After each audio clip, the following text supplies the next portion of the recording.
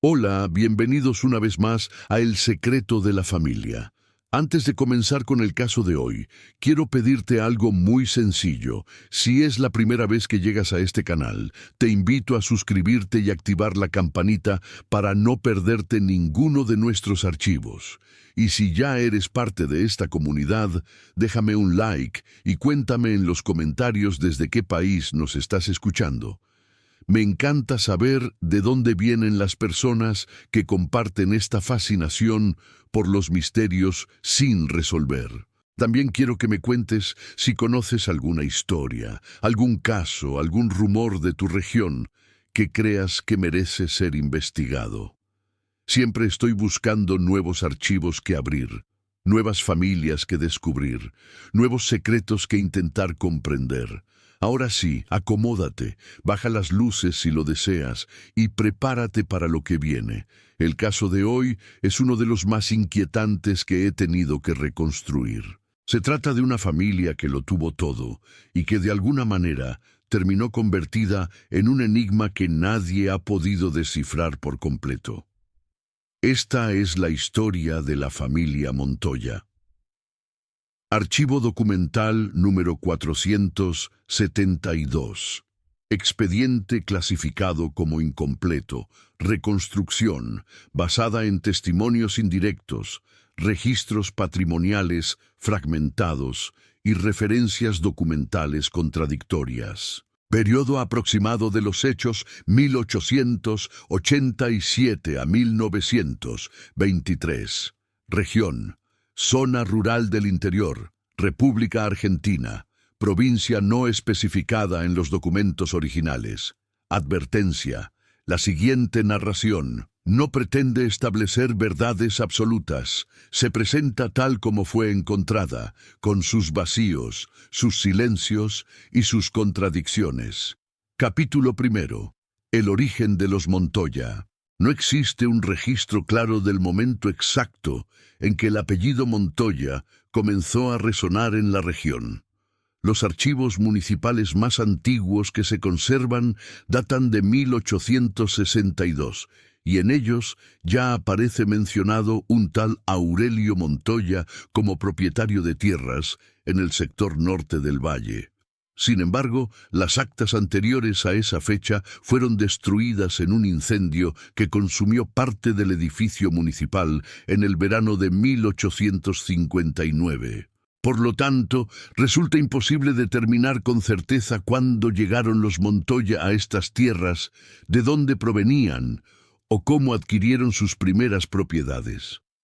Lo que sí puede afirmarse, basándose en testimonios recogidos décadas después por un cronista local cuyo nombre se ha perdido, es que para la década de 1870, los Montoya ya eran considerados una de las familias más prósperas de la zona. Su riqueza provenía principalmente de la ganadería y del comercio de cueros, aunque algunos documentos sugieren que también participaban en la exportación de lana hacia mercados europeos. Un contrato comercial fechado en 1874, encontrado entre los papeles de un comerciante porteño, menciona a un Héctor Montoya como intermediario en una transacción de considerable volumen. No queda claro si este Héctor era hijo de Aurelio o si pertenecía a otra rama de la familia. La confusión respecto a los miembros exactos de la familia es una constante en todos los documentos consultados. Los registros parroquiales de la época muestran bautismos, matrimonios y defunciones de personas con el apellido Montoya, pero las fechas no siempre coinciden con lo que se esperaría de una familia nuclear tradicional. Hay nacimientos registrados con pocos meses de diferencia que sugieren la existencia de múltiples ramas familiares conviviendo en la misma región, o bien errores en la transcripción de las actas originales. Un historiador aficionado que intentó reconstruir el árbol genealógico de los Montoya en la década de 1950, abandonó el proyecto tras encontrar lo que él mismo describió como inconsistencias irresolubles. Lo que nadie discute es que, para 1880, los Montoya eran la familia más influyente en un radio de varios kilómetros. Sus tierras se extendían desde las colinas del norte hasta el río que marcaba el límite sur del valle. Empleaban a decenas de peones, arrendaban parcelas a familias de agricultores y mantenían relaciones comerciales con intermediarios de la capital provincial. El patriarca de la familia en ese momento era, según la mayoría de las fuentes, don Estanislao Montoya, aunque un documento notarial de 1882 lo menciona como Estanislao Montoya Herrera, mientras que otro de 1885 omite el segundo apellido por completo. Don Estanislao, según los testimonios recogidos por el cronista local ya mencionado, era un hombre de pocas palabras y mirada penetrante. Se dice que podía permanecer horas en silencio durante las reuniones de negocios, escuchando las propuestas de sus interlocutores, sin revelar jamás lo que pensaba hasta el momento de tomar una decisión. Esta característica, que algunos interpretaban como prudencia y otros como desconfianza, parece haber sido un rasgo compartido por varios miembros de la familia. Los Montoya no eran conocidos por su sociabilidad. Asistían a las celebraciones públicas cuando era estrictamente necesario. Contribuían con donaciones a la iglesia local y al hospital del pueblo, pero rara vez organizaban eventos en su propia residencia. Y es precisamente la residencia de los Montoya la que constituye el eje central de este archivo. La mansión, conocida en la región simplemente como la Casa Grande, fue construida entre 1883 y 1887. Los registros de la época indican que don Estanislao contrató a un arquitecto venido de Buenos Aires para diseñar la estructura, aunque el nombre de este profesional no aparece en ningún documento oficial. Se sabe que se utilizaron materiales importados para ciertos elementos decorativos, incluyendo mármoles italianos, maderas nobles del Brasil y herrajes de fundición española. El costo total de la construcción nunca fue revelado, pero las estimaciones de la época lo situaban en una cifra que habría sido suficiente para adquirir todas las propiedades del pueblo vecino. La Casa Grande se erigía sobre una pequeña elevación del terreno, a unos 3 kilómetros del centro del pueblo más cercano. Desde su fachada principal, orientada hacia el este, se podía contemplar el valle en toda su extensión, con los campos de pastoreo, los caminos de tierra que conectaban las estancias y el río serpenteando en la distancia. La estructura principal constaba de 2 plantas, con un total de 24 habitaciones según el único plano que se conserva, aunque este plano está incompleto y muestra señales de haber sido modificado en varias ocasiones. Un ala lateral, añadida aparentemente después de la construcción original, no aparece en el plano, pero sí en fotografías tomadas a principios del siglo XX. El acceso a la propiedad se realizaba a través de un largo camino flanqueado por álamos, que conectaba con el portón principal de hierro forjado. Este portón, según testimonios de personas que lo vieron en su época de esplendor, estaba decorado con el escudo de la familia Montoya, aunque nadie ha podido describir con exactitud qué elementos contenía dicho escudo. Algunos hablan de un águila, otros de un león, y otros simplemente de las iniciales entrelazadas de la familia. El hecho de que no exista ninguna reproducción gráfica del escudo ha llevado a algunos investigadores a cuestionar si realmente existió, o si se trata de un añadido posterior de la memoria colectiva. Más allá del portón, el camino continuaba entre jardines cuidadosamente diseñados, con fuentes, estatuas y macizos de flores que requerían el trabajo constante de varios jardineros. Un invernadero de cristal y hierro, ubicado en el sector oeste de la propiedad, albergaba plantas exóticas que don Estanislao supuestamente hacía traer de regiones tropicales. La existencia de este invernadero está documentada en una carta que un viajero inglés escribió a su familia en 1891, donde describe su asombro al encontrar orquídeas y helechos tropicales en medio de la pampa argentina. Pero más allá de su magnificencia arquitectónica, lo que realmente distinguía a la Casa Grande era su aura de misterio. Desde los primeros años de su existencia, circulaban rumores sobre lo que ocurría en su interior. Estos rumores, hay que aclararlo, nunca fueron confirmados por ninguna fuente oficial y deben ser tratados con la cautela que merecen los relatos transmitidos de boca en boca durante décadas. Sin embargo, su persistencia y su consistencia a lo largo del tiempo sugieren que algo en la mansión de los Montoya despertaba la curiosidad y, quizás, el temor de quienes vivían en sus cercanías. Capítulo 2. La vida cotidiana en torno a la mansión. Para comprender el contexto en el que se desarrollaron los acontecimientos que este archivo intenta reconstruir, es necesario describir cómo era la vida en la región durante las últimas décadas del siglo XIX. El pueblo más cercano a la Casa Grande, cuyo nombre aparece tachado en varios documentos y que aquí llamaremos simplemente el pueblo para mantener la coherencia narrativa, contaba con una población de aproximadamente 800 habitantes, según el censo de 1895. Sus calles eran de tierra apisonada, con veredas de ladrillo frente a las casas más importantes. Había una iglesia, una escuela, un almacén de ramos generales, una herrería, una panadería y una pulpería donde los hombres se reunían por las tardes a jugar a las cartas y compartir noticias. La economía del pueblo dependía casi enteramente de las actividades agropecuarias de la zona y, por lo tanto, de familias como los Montoya. Los peones que trabajaban en las estancias gastaban sus jornales en el almacén y la pulpería. Los arrendatarios compraban semillas, herramientas y provisiones. Los comerciantes locales actuaban como intermediarios entre los productores y los mercados de la capital.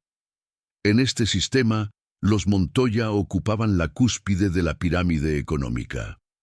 Su prosperidad se derramaba hacia abajo, beneficiando a quienes estaban directa o indirectamente vinculados a sus actividades.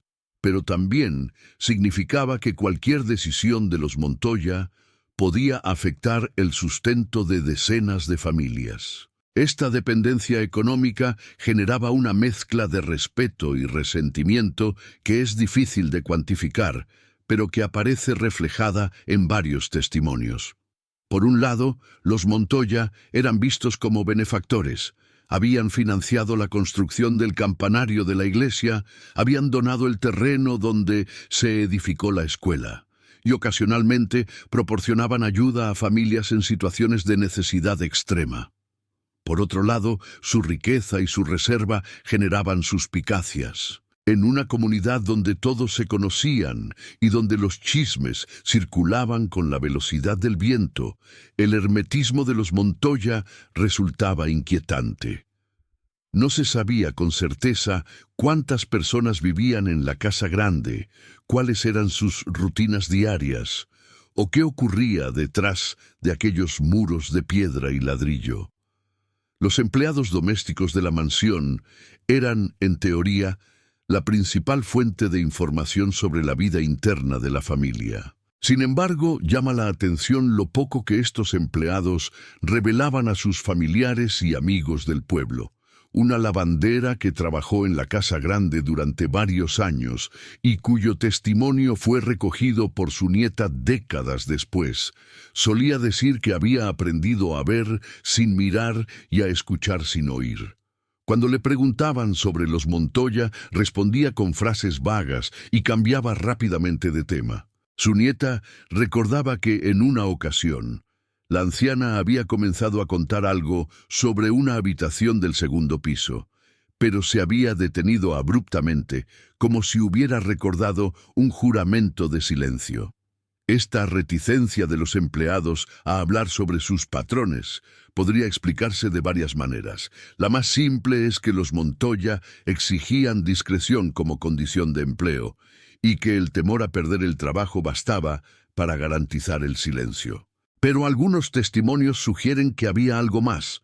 Un cochero que fue despedido en circunstancias poco claras a principios de la década de 1890 confesó a un amigo, según este amigo relató años después, que había cosas en esa casa que era mejor no saber.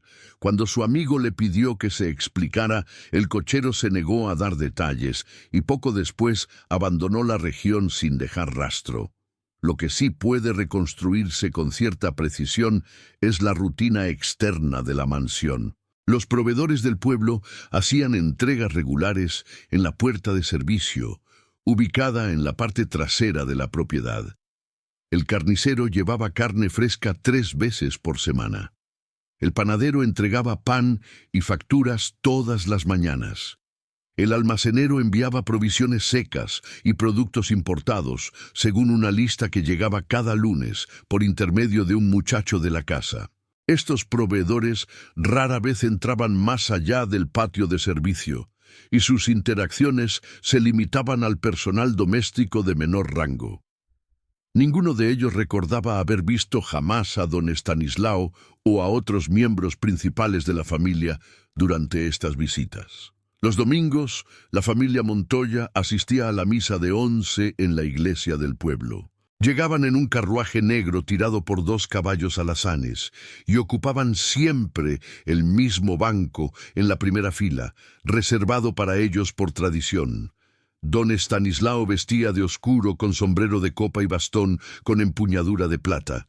Su esposa, doña Carmen, usaba vestidos elegantes pero sobrios, sin los adornos ostentosos que otras señoras de la zona exhibían para demostrar su prosperidad. Los hijos de la pareja, cuyo número exacto varía según las fuentes, se sentaban en silencio junto a sus padres, con la mirada fija en el altar. Al terminar la misa, los Montoya intercambiaban saludos breves con el párroco y con algunas familias notables, y luego regresaban a la casa grande sin detenerse en ningún otro lugar. Esta rutina dominical se mantuvo aparentemente sin cambios durante años. Sin embargo, varios testimonios coinciden en señalar que, a partir de cierto momento, que nadie puede precisar con exactitud, algo comenzó a cambiar. Los cambios fueron sutiles al principio. El carruaje de los Montoya comenzó a llegar tarde a misa con más frecuencia. En algunas ocasiones, faltaba algún miembro de la familia sin que se diera explicación alguna.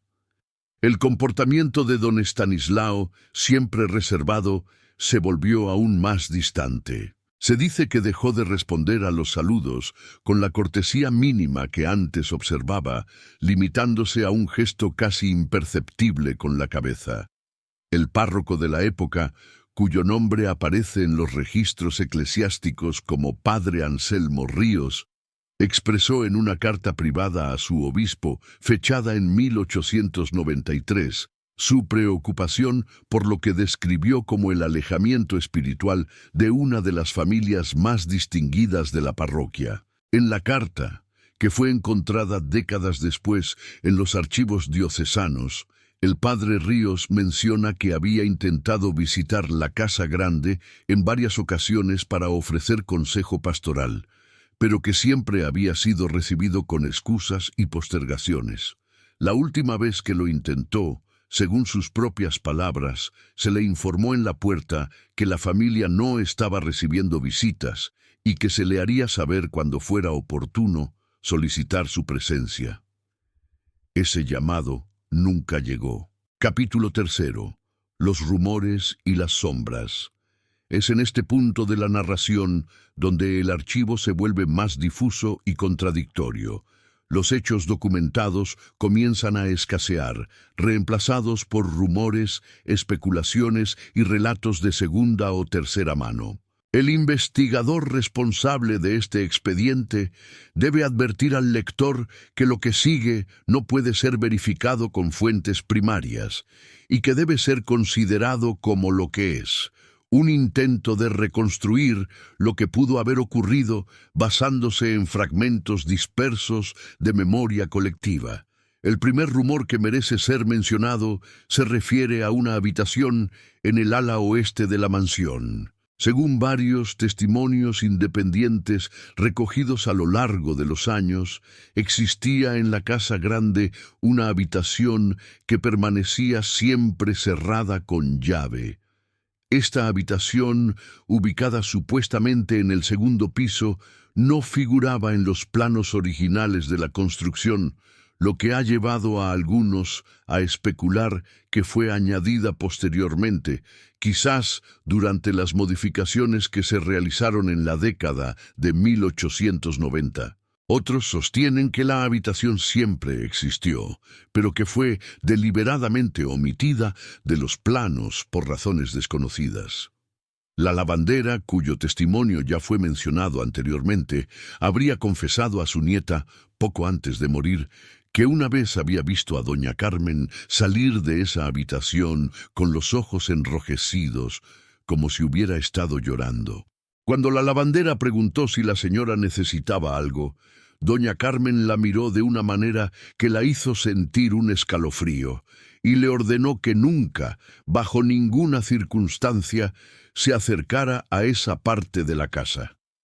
La lavandera obedeció, y durante los años que siguió trabajando en la mansión, evitó incluso mirar en dirección al ala oeste.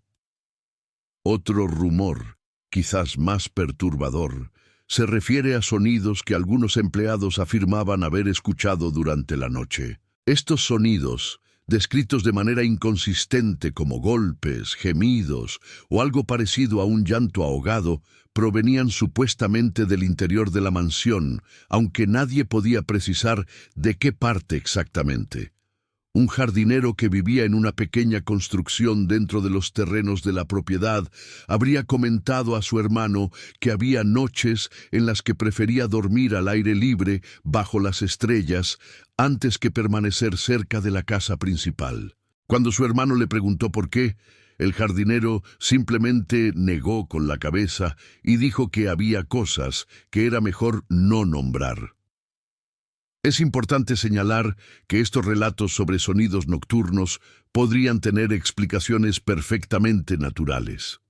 Las mansiones antiguas, con sus estructuras de madera y sus amplios espacios, suelen producir ruidos que pueden resultar inquietantes para quienes no están acostumbrados. El viento, los cambios de temperatura, los animales que se cuelan en los desvanes, todo esto puede generar sonidos que la imaginación transforma en algo más siniestro. Sin embargo, la persistencia de estos rumores y el hecho de que fueran compartidos por personas que no tenían contacto entre sí, sugiere que algo fuera de lo común ocurría en la casa grande. Un tercer rumor, el más difícil de evaluar, se refiere a la desaparición de personas vinculadas a la familia Montoya. Según algunas versiones, varios empleados de la mansión habrían dejado de trabajar allí en circunstancias nunca explicadas. Se dice que estos empleados no fueron despedidos formalmente, ni renunciaron de manera voluntaria, sino que simplemente dejaron de aparecer de un día para otro. Sus pertenencias fueron enviadas a sus familias sin ninguna nota explicativa. Cuando los familiares intentaron obtener información, se encontraron con un muro de silencio. Es necesario aclarar que no existe ningún documento oficial que respalde estas afirmaciones sobre desapariciones. Los registros de empleo de la mansión, si alguna vez existieron, no han sido encontrados. Los registros policiales de la época tampoco mencionan denuncias de personas desaparecidas en la zona durante el periodo en cuestión.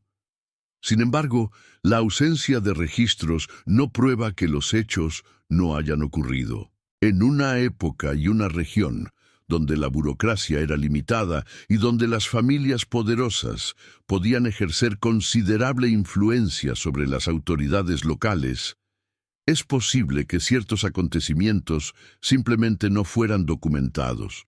Un caso particular que merece atención es el de una joven sirvienta llamada, según algunas fuentes, Rosario, y según otras, María del Rosario. Esta joven habría comenzado a trabajar en la Casa Grande alrededor de 1894, cuando tenía aproximadamente 16 años. Era hija de una familia de arrendatarios que cultivaban una parcela en tierras de los Montoya. Durante los primeros meses, la joven visitaba regularmente a sus padres en sus días de descanso y parecía contenta con su empleo. Luego, las visitas se volvieron menos frecuentes. Finalmente, cesaron por completo. Los padres de la joven, preocupados, intentaron comunicarse con ella a través de otros empleados de la mansión, pero los mensajes nunca fueron respondidos. Cuando el padre se presentó en la puerta de servicio para preguntar por su hija, se le informó que la joven había decidido no recibir visitas y que él debía respetar su decisión.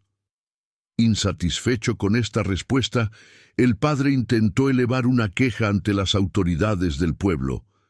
Sin embargo, su denuncia nunca fue registrada oficialmente. Un funcionario municipal habría aconsejado al hombre que no insistiera, sugiriendo que meterse con los Montoya solo podía traerle problemas.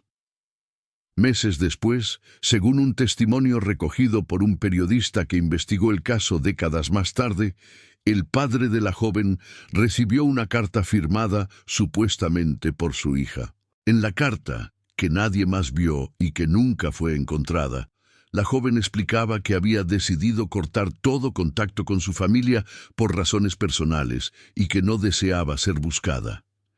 El padre, aunque no estaba convencido de la autenticidad de la carta, no tuvo más remedio que aceptar la situación. Murió pocos años después sin haber vuelto a ver a su hija. La madre, según se dice, nunca se recuperó de la pérdida y pasó el resto de sus días en un estado de melancolía profunda. Es imposible saber qué ocurrió realmente con la joven Rosario o María del Rosario. Pudo haberse marchado voluntariamente por razones que prefirió mantener en secreto. Pudo haber sido víctima de algún tipo de abuso o coerción. Pudo haber muerto de enfermedad o accidente y su muerte pudo haber sido ocultada para evitar escándalos. O pudo haber pasado algo aún más oscuro que nadie se atrevió a nombrar. Lo único cierto es que su destino quedó envuelto en el mismo manto de misterio que cubría todo lo relacionado con la Casa Grande. Capítulo 4. Los hijos de la sombra. Si la vida de don Estanislao y doña Carmen resulta difícil de reconstruir, la de sus hijos es prácticamente impenetrable. Los registros parroquiales mencionan el bautismo de al menos 4 niños con el apellido Montoya entre 1875 y 1888. Sin embargo, el número de hijos que aparecían públicamente junto a sus padres variaba según las fuentes y según el momento. Algunos testimonios hablan de 3 hijos varones y una hija. Otros mencionan 2 varones y 2 mujeres. Uno de los testimonios más tardíos, recogido en la década de 1930, afirma que había un 5.º hijo del que nadie hablaba jamás. El hijo mayor, cuyo nombre aparece registrado como Estanislao II en algunos documentos y como Eduardo en otros, habría sido preparado desde joven para hacerse cargo de los negocios familiares. Se sabe que estudió en Buenos Aires durante algunos años, posiblemente en una institución religiosa, y que regresó a la región alrededor de 1890. A partir de ese momento, comenzó a acompañar a su padre en las transacciones comerciales más importantes, aunque siempre en un papel secundario. Los comerciantes que trataron con él lo describen como un joven serio, competente, pero extrañamente apagado, como si algo pesara sobre sus hombros. Del segundo hijo varón se sabe aún menos. Su nombre podría haber sido Aurelio, como el supuesto fundador de la dinastía familiar, o podría haber sido otro. No hay registros de que haya asistido a escuelas fuera de la región, ni de que haya participado en los negocios familiares.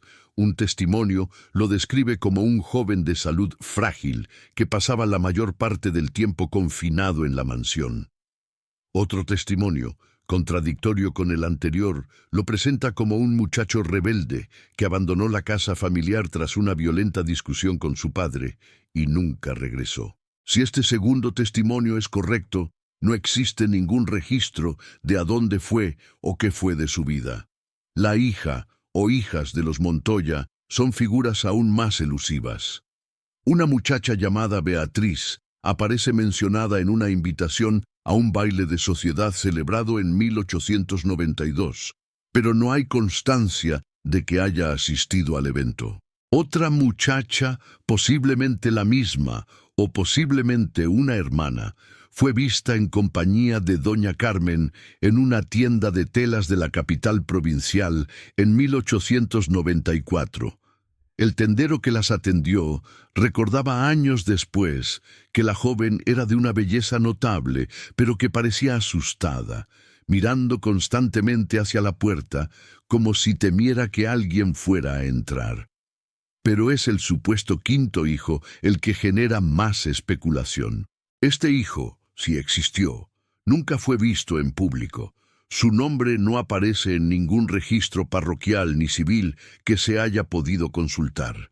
Sin embargo, varios testimonios independientes mencionan su existencia, describiéndolo de maneras diversas y a menudo contradictorias. Algunos dicen que nació con algún tipo de deformidad física y que fue ocultado por vergüenza. Otros sugieren que padecía una enfermedad mental que lo hacía peligroso. Otros más, los más extremos, insinúan que no era realmente hijo de don Estanislao, sino el resultado de alguna relación prohibida que la familia se vio obligada a esconder. Un testimonio particularmente perturbador, que debe ser tomado con extrema cautela, dado lo extraordinario de sus afirmaciones, proviene de una anciana que en su juventud trabajó como ayudante de cocina en la Casa Grande. Esta mujer, cuyo testimonio fue grabado por un investigador amateur en 1962, afirmó que una vez, cuando era muy joven, se perdió en los pasillos de la mansión buscando un baño y terminó en una parte de la casa donde nunca había estado. Allí, dijo, vio una puerta entreabierta y, movida por la curiosidad, se asomó. Lo que vio, según sus palabras, fue una habitación vacía, excepto por una cama y una figura sentada en una esquina. La figura, dijo, levantó la vista hacia ella y en ese momento la anciana se detuvo en su relato, incapaz o no dispuesta a continuar. Cuando el investigador le preguntó qué había visto exactamente, la mujer solo dijo que había visto a alguien que no debería haber existido. Es fácil descartar este tipo de testimonios como fantasías, exageraciones o confusiones de la memoria. Sin embargo, la consistencia con la que aparecen referencias a un miembro oculto de la familia Montoya en fuentes tan dispares sugiere que algo de verdad podría haber detrás de estas historias. Tal vez no un monstruo ni una aberración, sino simplemente una persona cuya existencia convenía mantener en secreto por razones que la familia nunca reveló. Capítulo 5. El año de las sombras. Los testimonios y documentos consultados convergen en señalar el año 1897 como un punto de inflexión en la historia de la familia Montoya. Es a partir de ese año que los cambios en el comportamiento de la familia, hasta entonces sutiles, se vuelven más pronunciados. Es también a partir de ese año que los registros oficiales relacionados con los Montoya comienzan a mostrar vacíos y contradicciones que dificultan enormemente la tarea de reconstrucción. El primer indicio de que algo significativo ocurrió en 1897 proviene del registro de defunciones de la parroquia local. En el mes de marzo de ese año, aparece anotada la muerte de una persona cuyo nombre ha sido deliberadamente borrado del libro. La causa de muerte figura como natural, pero la falta de detalles adicionales resulta inusual para un registro de esa época, cuando era costumbre incluir información sobre la edad del difunto, su ocupación y el lugar del entierro. El párroco que realizó la anotación fue el mismo padre Anselmo Ríos, que años antes había expresado su preocupación por el alejamiento espiritual de los Montoya. No hay ningún otro documento que explique por qué el nombre fue borrado o qué circunstancias rodearon esta muerte. Casi simultáneamente con este registro de defunción, se producen otros cambios notables. Los pedidos de provisiones que la mansión hacía al almacén del pueblo disminuyen abruptamente. El dueño del almacén, en una carta a un primo que vivía en otra provincia, comenta que los Montoya parecen estar reduciendo su personal o quizás restringiendo las comidas. Esta reducción en los pedidos continúa durante varios meses, hasta estabilizarse en un nivel significativamente menor al de años anteriores. Las visitas dominicales de la familia a la iglesia también se modifican. A partir de abril de 1897, doña Carmen deja de asistir a misa. Se dice que envió un mensaje al párroco explicando que problemas de salud le impedían salir de casa. Pero nadie la vio enferma, y las pocas personas que lograron verla en los meses siguientes la describieron como físicamente sana, pero extrañamente distante, como si su mente estuviera en otra parte. Don Estanislao continuó asistiendo a misa, pero siempre solo o acompañado únicamente por su hijo mayor. Los otros hijos dejaron de aparecer en público. En junio de 1897, don Estanislao realiza una transacción que sorprende a todos los que se enteran de ella. Vende una porción considerable de sus tierras más productivas a un consorcio de inversionistas de la capital. El precio de venta, según los documentos notariales, fue inferior al valor de mercado, lo que llevó a especulaciones sobre las razones de la transacción. Algunos supusieron que don Estanislao necesitaba dinero urgentemente, quizás para pagar deudas de juego o para financiar algún proyecto desconocido. Otros creyeron que estaba liquidando activos en preparación para abandonar la región.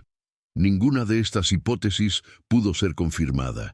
Ese mismo mes, el jardinero que vivía en los terrenos de la propiedad abandona su puesto sin previo aviso. Se marcha una noche, dejando atrás la mayoría de sus pertenencias. Cuando su hermano va a buscarlo días después, encuentra la pequeña vivienda vacía y con signos de haber sido abandonada precipitadamente. El jardinero nunca fue visto de nuevo en la región. Su hermano, años después, confesaría que había recibido una única carta de él, enviada desde un puerto del sur, en la que solo decía que había tenido que irse y que no podía explicar por qué. A lo largo del segundo semestre de 1897, los rumores sobre lo que ocurría en la Casa Grande se multiplican. Se dice que la mansión permanece a oscuras la mayor parte del tiempo, incluso cuando antes brillaba con la luz de decenas de lámparas. Se dice que los pocos empleados que quedan tienen prohibido hablar con cualquier persona del exterior. Se dice que don Estanislao ha envejecido 10 años en cuestión de meses y que su mirada, antes penetrante, ahora parece vacía, como la de un hombre que ha visto algo que no puede olvidar. Un comerciante que logró reunirse brevemente con don Estanislao en octubre de ese año para discutir un asunto de negocios dejó un testimonio escrito que se conserva en los archivos de una sociedad comercial de la época. En su testimonio, el comerciante describe a don Estanislao como un hombre cambiado, que hablaba en voz baja y evitaba el contacto visual. Durante la reunión, que se realizó en una oficina del pueblo y no en la mansión, don Estanislao pareció distraído, mirando constantemente hacia la ventana como si esperara que alguien apareciera.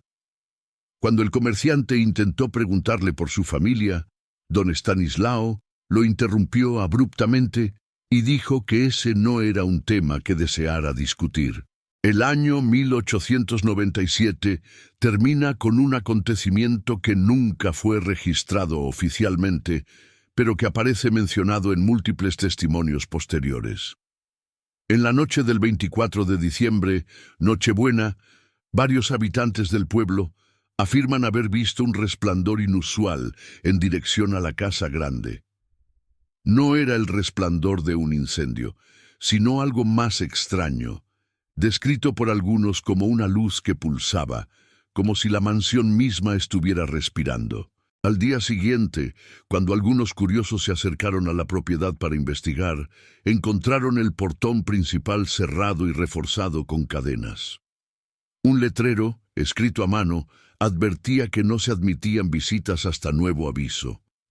Ese aviso nunca fue retirado. Capítulo 6. El silencio de los archivos. A partir de 1898, la tarea de reconstruir la historia de los Montoya se vuelve exponencialmente más difícil. Los registros oficiales prácticamente dejan de mencionar a la familia. Las transacciones comerciales que antes llenaban páginas de libros contables se reducen a lo mínimo indispensable. Las apariciones públicas de los miembros de la familia cesan casi por completo. Es como si los Montoya hubieran decidido, de manera deliberada, borrarse de la historia. Don Estanislao deja de asistir a misa a principios de 1898. El párroco padre Anselmo Ríos intenta nuevamente visitar la mansión, pero esta vez ni siquiera recibe una respuesta. Un empleado le informa a través de la puerta cerrada que la familia no está disponible y que cualquier asunto espiritual será tratado en el momento oportuno. El párroco, según su propio diario, regresa al pueblo con una sensación de profunda inquietud. Escribe que tiene la impresión de que algo terrible ha ocurrido en esa casa, pero que no tiene manera de confirmar sus sospechas. Los negocios de la familia pasan a ser manejados por intermediarios. Un abogado de la capital provincial, cuyo nombre aparece en varios documentos de la época, comienza a representar los intereses de los Montoya en todas las transacciones legales. Este abogado, un hombre llamado Demetrio Córdoba, nunca visita la mansión en persona. Todas sus comunicaciones con la familia se realizan por correspondencia, y las cartas son entregadas y recogidas por un mensajero que aparece una vez por semana y que no habla con nadie. Los registros del abogado Córdoba, que fueron donados a una biblioteca provincial décadas después de su muerte, contienen algunas pistas sobre la situación de los Montoya durante este periodo. En una carta fechada en mayo de 1898, Córdoba escribe a un colega que sus clientes de la región sur, sin nombrarlos específicamente, le han dado instrucciones muy particulares respecto al manejo de sus asuntos. Estas instrucciones incluyen la liquidación gradual de propiedades, la cancelación de contratos de arrendamiento y la transferencia de fondos a cuentas en el extranjero.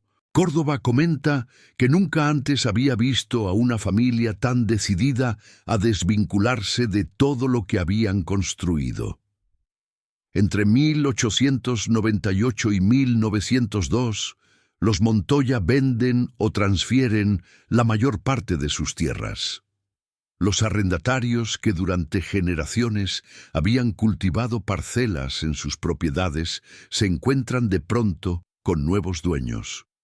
Muchos de ellos inversionistas anónimos, representados por compañías con nombres genéricos. El tejido económico y social de la región se transforma. El pueblo que había dependido de los Montoya comienza un lento declive que continuará durante décadas. Durante este periodo hay muy pocos avistamientos de miembros de la familia fuera de los límites de su propiedad. Una mujer que viajaba en diligencia afirma haber visto, en 1899, a una joven asomada a una ventana del segundo piso de la mansión. La joven, dice, tenía el rostro pálido y el cabello oscuro, y la miraba con una expresión que la mujer no pudo descifrar. Cuando la diligencia se alejó, la joven seguía allí, inmóvil, como una estatua. Otro avistamiento, quizás el más perturbador de todos, ocurre en el verano de 1900. Un grupo de niños que jugaba cerca de los límites de la propiedad afirma haber visto a una figura caminando entre los árboles del jardín. La figura, dicen, se movía de manera extraña, con pasos desiguales, como si una de sus piernas fuera más corta que la otra o como si cargara un peso invisible. Cuando uno de los niños gritó, la figura se detuvo, giró la cabeza hacia ellos y luego desapareció entre los árboles. Los niños corrieron a sus casas y contaron lo que habían visto. Sus padres les prohibieron volver a acercarse a la casa grande. Es imposible verificar estos avistamientos, y es probable que al menos algunos de ellos sean producto de la imaginación infantil o de la sugestión colectiva. Sin embargo, contribuyen a la atmósfera de misterio que envolvía a la mansión en esos años. Para los habitantes de la región, la Casa Grande se había convertido en un lugar que era mejor evitar, un espacio marcado por algo que nadie podía nombrar, pero que todos intuían. Capítulo 7. La sombra del nuevo siglo. El cambio de siglo llega a la región sin fanfarrias. El mundo celebra el inicio de una nueva era, pero en el pueblo cercano a la Casa Grande, la vida continúa con su ritmo lento y sus preocupaciones cotidianas. Los Montoya, para entonces, se han convertido en una especie de leyenda local, una familia de la que todos hablan, pero a la que nadie ve.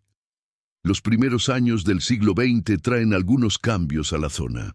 Llegan nuevos colonos, atraídos por la posibilidad de adquirir tierras a precios razonables.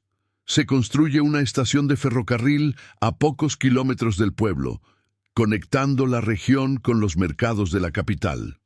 Se instalan nuevas tiendas, una farmacia, un hotel modesto para los viajantes de comercio.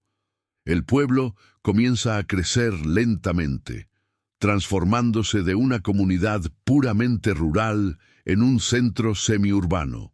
Pero la Casa Grande permanece inmutable, aislada en su pequeña elevación, rodeada por sus jardines que ya nadie cuida. Los álamos que flanqueaban el camino de entrada han crecido de manera desordenada, formando una especie de túnel oscuro que oculta la mansión de la vista de los curiosos. El portón de hierro sigue cerrado con cadenas y el óxido ha comenzado a corroer sus barrotes. Las paredes exteriores de la casa muestran signos de abandono, pintura descascarada, grietas en el revoque, tejas rotas que nadie se molesta en reemplazar. Y sin embargo, la mansión no está completamente abandonada. Hay señales de vida, aunque mínimas. Una columna de humo que sale de una chimenea en los días más fríos. Una luz que se enciende ocasionalmente en una ventana del segundo piso. Un carruaje que entra o sale por una puerta lateral, siempre de noche, siempre sin detenerse. El abogado Córdoba sigue recibiendo correspondencia de sus clientes y sigue manejando sus asuntos, aunque cada vez hay menos asuntos que manejar. En 1905, don Estanislao Montoya muere, o al menos, eso es lo que se asume. No hay un certificado de defunción en los registros oficiales. No hay un funeral público, ni un anuncio en los periódicos. Lo que hay es una nota en los archivos del abogado Córdoba, fechada en julio de ese año, que menciona la necesidad de modificar ciertos documentos testamentarios debido al fallecimiento del titular. Esta nota es la única evidencia documental de la muerte de don Estanislao, y no especifica ni la fecha exacta ni la causa del deceso. Si hubo un entierro, nadie sabe dónde se realizó. El cementerio del pueblo no tiene ninguna tumba con el nombre de Estanislao Montoya. Tampoco hay registros de que el cuerpo haya sido trasladado a otro lugar. Una teoría sugiere que don Estanislao fue enterrado en los terrenos de la propia mansión, en una tumba no marcada, siguiendo quizás alguna tradición familiar o algún deseo expresado en vida. Pero esto es pura especulación. Después de la muerte de don Estanislao, la propiedad de la Casa Grande y de los activos restantes de la familia pasa, según los documentos legales, a sus herederos. Sin embargo, los nombres de estos herederos están redactados en los documentos públicos, reemplazados por referencias genéricas a los derechohabientes. No queda claro cuántos herederos había, cuáles eran sus nombres, o si alguno de ellos seguía viviendo en la mansión. Lo que sí puede determinarse es que la administración de los asuntos Montoya cambia después de 1905. El abogado Córdoba es reemplazado por una firma legal de Buenos Aires con la que no tenía ninguna relación previa. Esta firma, según sus propios archivos, recibió instrucciones de manejar los asuntos de manera estrictamente confidencial, sin revelar ningún detalle sobre sus clientes a terceros. Las instrucciones provenían de alguien que firmaba simplemente como M, sin más identificación. Capítulo 8. Testimonios del ocaso. Los años que siguen a 1905 son particularmente difíciles de reconstruir. Los testimonios se vuelven más escasos, los documentos más fragmentarios, y la distancia temporal hace que la memoria de los testigos se vuelva menos confiable. Sin embargo, algunos relatos merecen ser incluidos en este archivo, aunque sea solo para dar cuenta de lo que la gente creía que estaba ocurriendo en la Casa Grande. Un testimonio proviene de un vendedor ambulante que recorría la región a principios de la década de 1910. Este hombre, que vendía telas y artículos de mercería de puerta en puerta, afirmó haber sido interceptado por alguien mientras pasaba cerca de los límites de la propiedad de los Montoya. La persona que lo interceptó, dijo, era una mujer de mediana edad, vestida con ropa oscura y pasada de moda, que le preguntó si tenía cintas de color negro. El vendedor le mostró su mercancía y la mujer compró todas las cintas negras que tenía, pagando con monedas de plata antiguas. Cuando el vendedor intentó entablar conversación, preguntándole de dónde venía, la mujer simplemente se dio vuelta y caminó hacia la mansión sin responder. Otro testimonio proviene de un grupo de adolescentes que, en 1912, decidieron acercarse a la Casa Grande como una prueba de valor. Estos jóvenes, desafiando las advertencias de sus padres, treparon el muro que rodeaba la propiedad y se adentraron en los jardines abandonados. Lo que encontraron, según contaron después, fue un lugar detenido en el tiempo. Las plantas habían crecido de manera salvaje, cubriendo los senderos y las estatuas. La fuente central estaba seca y llena de hojas muertas. Las ventanas de la mansión estaban cubiertas con cortinas pesadas que no permitían ver el interior. Uno de los jóvenes, el más atrevido del grupo, se acercó a una ventana del primer piso e intentó mirar a través de un hueco en las cortinas. Lo que vio, dijo, fue una habitación vacía, excepto por algunos muebles cubiertos con sábanas blancas. Pero luego, añadió, vio movimiento, una sombra que pasó frente a la ventana del otro lado de la cortina. El joven retrocedió instintivamente y en ese momento escucharon un ruido que venía de arriba. Todos levantaron la vista hacia el segundo piso y allí, en una ventana, vieron una cara pálida, imposible de describir con claridad debido a la distancia, que los miraba sin expresión. Los jóvenes huyeron corriendo y nunca volvieron a acercarse a la propiedad. En 1915, La firma legal de Buenos Aires, que manejaba los asuntos de los Montoya, recibe instrucciones de poner fin a todos los contratos restantes y de transferir los últimos activos a una cuenta bancaria en el extranjero. Los documentos que registran esta transacción no especifican el país de destino ni el nombre del beneficiario final. Lo que sí especifican es que la casa grande, la mansión y los terrenos que la rodean debe permanecer en posesión de la familia a perpetuidad y no puede ser vendida bajo ninguna circunstancia. Esta cláusula resulta curiosa, dado que la familia parecía estar deshaciéndose de todo lo demás. Sugiere un vínculo especial entre los Montoya y la mansión, un vínculo que trascendía las consideraciones económicas. Quizás la casa grande tenía un valor simbólico que la familia no estaba dispuesta a abandonar. O quizás había razones más prácticas, razones que solo los Montoya conocían, para mantener la propiedad dentro de la familia, incluso cuando todo lo demás se había ido. Capítulo 9. El cierre de las puertas.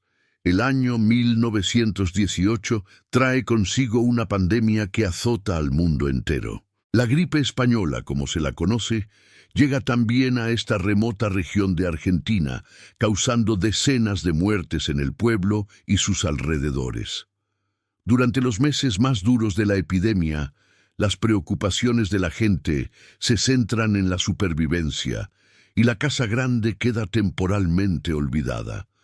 Pero cuando la pandemia pasa, algunos notan que algo ha cambiado en la mansión. El humo que ocasionalmente salía de las chimeneas ya no se ve. La luz que a veces se encendía en el segundo piso permanece apagada. El carruaje que entraba y salía por la puerta lateral no vuelve a aparecer. Para todos los efectos prácticos, la casa grande parece finalmente abandonada. Un grupo de hombres del pueblo, movidos por una mezcla de curiosidad y preocupación, deciden investigar. Se presentan en el portón principal, que sigue cerrado con cadenas, y llaman a gritos. No hay respuesta. Uno de ellos trepa el muro y abre el portón desde dentro. El grupo avanza por el camino de álamos, ahora completamente cubierto de maleza, hasta llegar a la puerta principal de la mansión. Golpean, llaman, pero el silencio es absoluto. Finalmente, uno de los hombres rompe una ventana y entra. Lo que encuentra es desconcertante. La mansión no está vacía, pero tampoco está habitada de manera normal. Los muebles siguen en su lugar, cubiertos de polvo. Hay platos y cubiertos en la mesa del comedor, como si alguien hubiera estado a punto de cenar y hubiera sido interrumpido. Hay ropa en los armarios de las habitaciones, libros en las estanterías de la biblioteca, cuadros en las paredes. Pero no hay personas, ni vivas ni muertas. El grupo registra la mansión de arriba abajo, habitación por habitación. Encuentran cosas que los desconciertan y cosas que los perturban. En una habitación del segundo piso, la que supuestamente estaba siempre cerrada, encuentran una cama deshecha, un crucifijo colgado sobre la cabecera y marcas en el suelo que sugieren que algo pesado fue arrastrado. En otra habitación encuentran docenas de cartas sin enviar, dirigidas a personas cuyos nombres no reconocen, escritas en una letra que se vuelve cada vez más errática a medida que avanzan las páginas. En el sótano, al que se accede por una escalera oculta detrás de un panel en la cocina, encuentran algo que ninguno de ellos esperaba. Es un espacio amplio, dividido en varias celdas separadas por barrotes de hierro. Las celdas están vacías, pero hay señales de que alguna vez estuvieron ocupadas. Hay marcas en las paredes, números y palabras indescifrables grabados en la piedra. Hay cadenas oxidadas colgando de argollas empotradas en el suelo. Hay un olor persistente, un olor que ninguno de los hombres puede identificar, pero que todos encuentran profundamente perturbador. Los hombres abandonan la mansión sin haber encontrado a nadie. Reportan su hallazgo a las autoridades locales, pero el reporte nunca es procesado formalmente. El funcionario a cargo del caso, según testimonios posteriores, recibió instrucciones de no investigar más el asunto. ¿De quién provenían esas instrucciones? Nadie lo sabe con certeza. Lo que sí se sabe es que la Casa Grande fue nuevamente cerrada, esta vez con candados colocados por las propias autoridades, y se prohibió el acceso al público. Capítulo 10. Los años del olvido. Las décadas que siguen son décadas de silencio. La Casa Grande permanece cerrada, deteriorándose lentamente bajo el peso de los años y la falta de mantenimiento. Los jardines se convierten en selva. El techo comienza a filtrar agua de lluvia. Las ventanas se rompen y nadie las repara. La mansión, que alguna vez fue el símbolo del poder y la prosperidad de los Montoya, se transforma en una ruina, un monumento al paso del tiempo y a los secretos que se llevó consigo. El pueblo continúa creciendo, transformándose en una pequeña ciudad.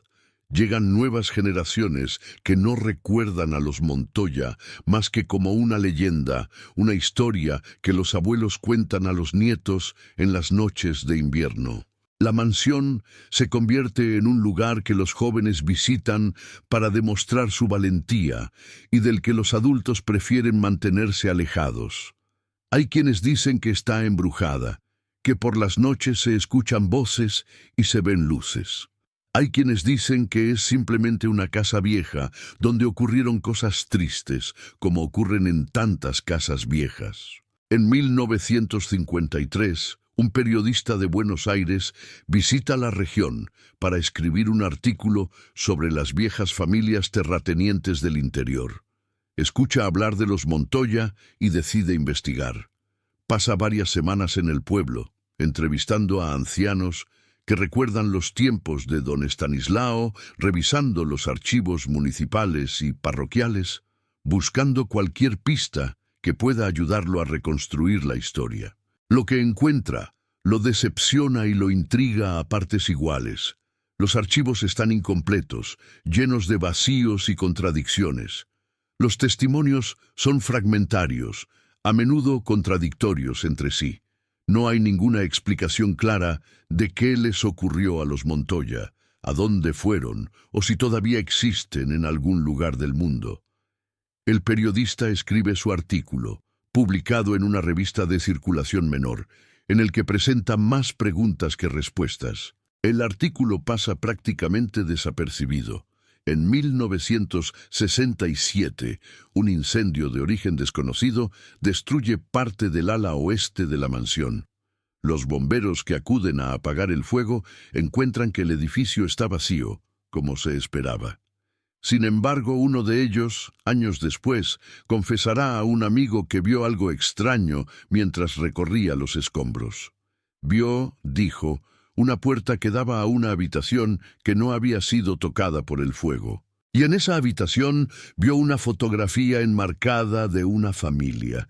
La fotografía, dijo, mostraba a un hombre, una mujer y varios hijos. Pero había algo mal con uno de los hijos, algo que el bombero no pudo describir con precisión. Cuando volvió a buscar la fotografía al día siguiente, la habitación había sido destruida por un derrumbe del techo y no quedaba nada. Capítulo 11. El presente perpetuo.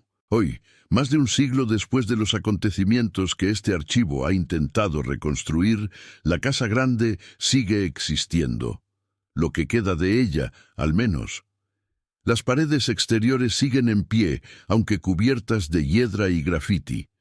El portón de hierro, ahora completamente oxidado, sigue cerrado. Los jardines se han convertido en un bosquecillo impenetrable donde los animales salvajes hacen sus nidos. La propiedad, según los registros catastrales actuales, sigue perteneciendo a la familia Montoya. Sin embargo, nadie ha podido contactar a ningún miembro de esta familia para confirmar su existencia. Los impuestos inmobiliarios se pagan puntualmente cada año. a través de una transferencia bancaria automática originada en una cuenta cuyo titular es una sociedad anónima registrada en un país extranjero. Los intentos de las autoridades locales por localizar a los propietarios han sido infructuosos. De vez en cuando, alguien propone demoler la mansión y utilizar el terreno para algún proyecto de desarrollo. Estas propuestas siempre quedan en nada. Algunos dicen que hay intereses poderosos que protegen la propiedad. Otros dicen que simplemente nadie quiere hacerse cargo de un lugar con tan mala reputación. Y otros, los más supersticiosos, dicen que la Casa Grande tiene una manera de protegerse a sí misma, de rechazar cualquier intento de alterar su existencia.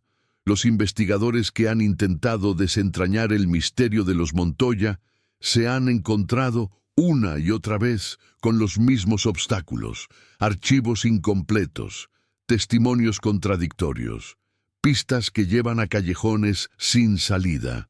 Es como si alguien, deliberadamente, hubiera borrado las huellas de esta familia, dejando solo fragmentos dispersos que no alcanzan para armar un cuadro completo. Lo que queda, entonces, son preguntas. Preguntas que probablemente nunca tendrán respuesta. ¿Qué ocurrió realmente en la Casa Grande durante aquellos años oscuros de finales del siglo XIX? ¿Quién o qué se ocultaba en la habitación cerrada del segundo piso? ¿Qué propósito tenían las celdas en el sótano? ¿A dónde fueron los Montoya cuando abandonaron la mansión? ¿Y por qué dejaron atrás todas sus pertenencias? ¿Hay todavía descendientes de la familia en algún lugar del mundo guardando los secretos de sus antepasados? ¿O los Montoya desaparecieron por completo, llevándose sus secretos a la tumba? Este archivo no tiene respuestas, solo tiene fragmentos, indicios, sugerencias. Lo que el lector haga con ellos es su propia responsabilidad. Lo único que este archivo puede afirmar con certeza es que algo ocurrió, algo que cambió a una familia para siempre, algo que fue cuidadosamente ocultado de los registros oficiales, algo que quizás todavía espera en las sombras de la Casa Grande, guardando silencio, negándose a ser olvidado. Epílogo. Lo que no se escribió. Hay un último documento que merece ser mencionado antes de cerrar este archivo. Se trata de una carta encontrada entre los papeles de un anticuario de Buenos Aires, que murió en 1985. La carta está fechada en 1920 y firmada simplemente con la inicial M. Está dirigida a alguien cuyo nombre ha sido cuidadosamente borrado, dejando solo un espacio en blanco donde debería estar el destinatario. La carta dice lo siguiente: he cumplido con todo lo que me fue encomendado. La casa permanecerá cerrada como acordamos. Los documentos han sido destruidos o alterados según las instrucciones. Nadie sabrá jamás lo que ocurrió aquí. Los que podían hablar ya no están en condiciones de hacerlo. Los que quedan saben que el silencio es el único camino posible. No me pida que vuelva a escribir. No me pida que recuerde. Lo que hicimos fue necesario, pero eso no significa que pueda vivir con ello sin consecuencias. Cada noche, cuando cierro los ojos, los veo a todos, y sé que ellos también me ven a mí. La casa es ahora su guardiana. Ella guardará los secretos mejor que cualquier tumba. Que Dios, si existe, tenga piedad de nuestras almas, porque nosotros no la merecemos. No hay manera de verificar la autenticidad de esta carta. No hay manera de saber quién la escribió, a quién iba dirigida o a qué hechos se refiere. Podría ser una confesión genuina de alguien involucrado en los misterios de la familia Montoya, o podría ser una falsificación creada por alguien que quiso añadir otro capítulo a una leyenda ya de por sí frondosa. El anticuario que la poseía nunca reveló cómo llegó a sus manos.